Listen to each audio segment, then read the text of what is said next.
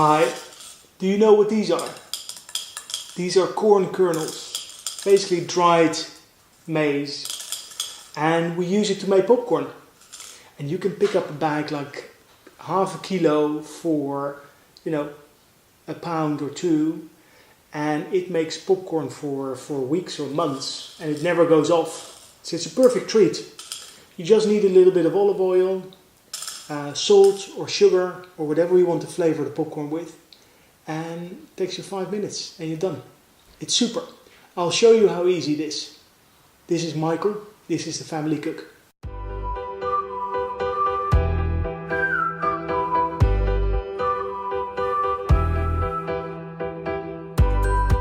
So before we start making the popcorn, we need to talk about the pan that you use.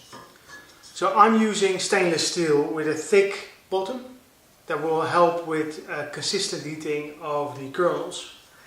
And very important, a lid that doesn't close off completely. There's some holes in here. Now use whatever you need, but the most important thing is that you don't close off the pan. It's very important that moisture that's coming off the kernels as they're popping can escape. It makes for a much nicer texture, makes them more crunchy.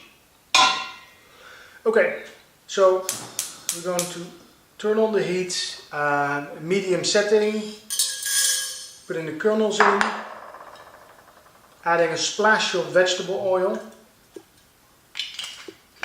Now, if you're making salty popcorn, this is the time that you would add a bit of salt. However, we're making sweet popcorn, so I won't put any salt in. I'll stir the kernels so to ensure that they're well coated with oil. And then we're going to heat up the pan. As soon as the popcorn starts popping, we're ready with the sugar. We can't put the sugar in too early because otherwise the sugar will burn and it won't be a very nice taste.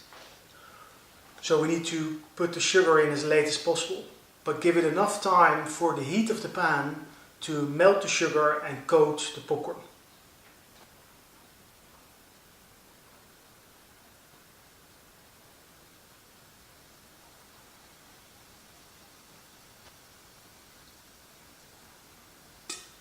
Yes,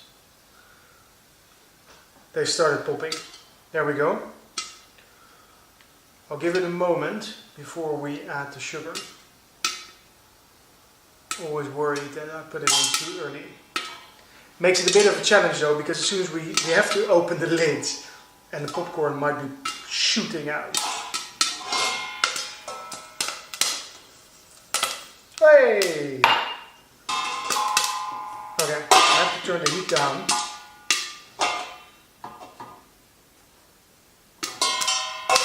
Yep. There we go. One more. Have to go back in. No, stay in. I want you covered with a bit of caramel. From here, it's just a waiting game. So I'm just speeding it up. I mean, you don't have to literally watch all the popcorn pop, but we're just waiting essentially until most of the popcorn has popped and making sure that the caramel doesn't turn too dark brown, i.e. the sugar burns. Then it's all good. So just a couple of minutes, stir it a few times to make sure that all the popcorn is coated, and that's it. It's super easy, takes 5 or 6 minutes, and I hope you give it a try.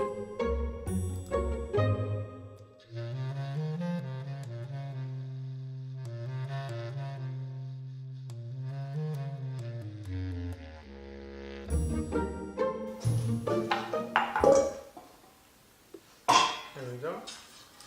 So as a result, because I'm so careful with the burning, I can see based on the color of the popcorn that I haven't burned the sugar, but it does mean that there are some kernels at the bottom that haven't popped.